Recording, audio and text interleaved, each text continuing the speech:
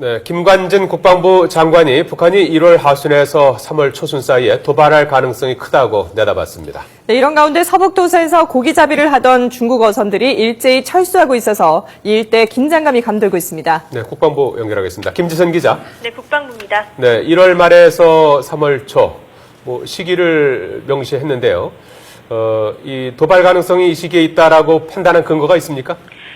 네, 우선 장성택 처형 이후 대대적인 추가 속청이 이루어질 것이라는 판단에 따른 겁니다. 김관진 국방부 장관은 공포 정치가 심해지면 군부의 과도한 충성으로 오판이 있을 수 있고 이에 따라 다양한 형태의 도발이 있을 수 있다고 봤습니다. 이런 판단 하에 김 장관은 오늘 오전 전군 주요 지휘관 화상회의를 열어 북한이 내년 1월 하순에서 3월 초순에 도발할 가능성이 크다고 밝혔습니다. 김 장관은 또 이번 장성택 처형에 대해 일시적으로는 내부가 강화될 수 있겠지만 시간이 지나면 민심이 이반되고 정권 불신이 커지기 때문에 내부 불안이 가중될 수밖에 없을 것이라고 평가했습니다. 불안감을 무마하기 위한 전통적인 방식, 도발을 감행할 가능성이 크다고 본 겁니다. 그러면서 장성택 처형은 북한 정권 수립 68년 만에 있는 주요 전환점이 될 수 있을 것이라고 내다봤습니다.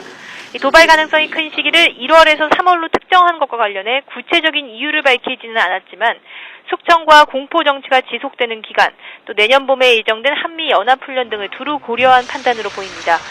김 장관은 북한의 이 같은 위협에 대해 철저히 대비하라고 주문했습니다.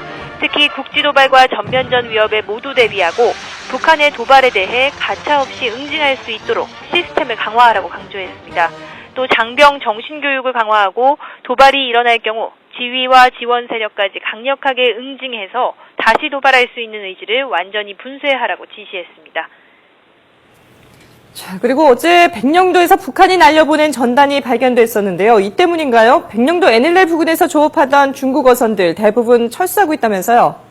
네, 그렇습니다. 백령도 주민이 저희 YTN에 알려온 내용인데요. 이 주민은 어제 대북전단 사건 이후 중국 어선들이 대부분 중국 쪽으로 철수하고 있다고 알려왔습니다.